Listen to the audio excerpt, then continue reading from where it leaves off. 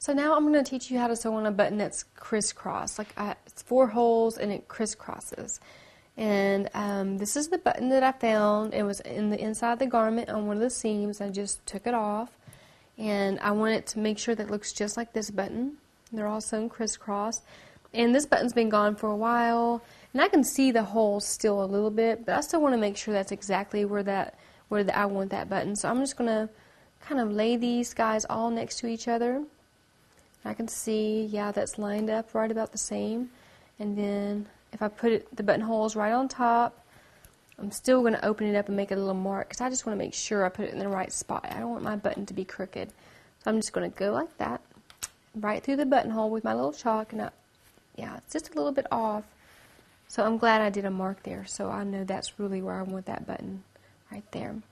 So now that we have the button, we know where we want it. We're going to have to thread a needle.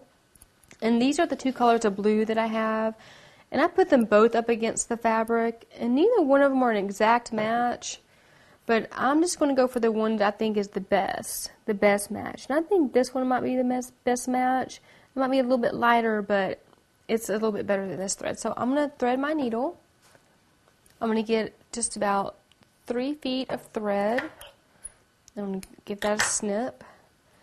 And what you want to do is get your needle and lick the end of your thread. And that just helps the thread go through the needle way easier. There you go, just slip it through. And you hold the needle, go down here and grab the bottom of your thread. And now that we have the 2 pieces of thread at the bottom evenly, we're going to make a square knot.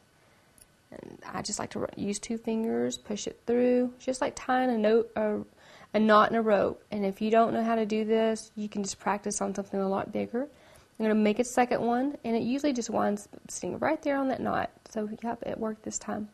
Then I'm going to snip this extra thread off. I'm going to leave about 1/4 of an inch. There we go.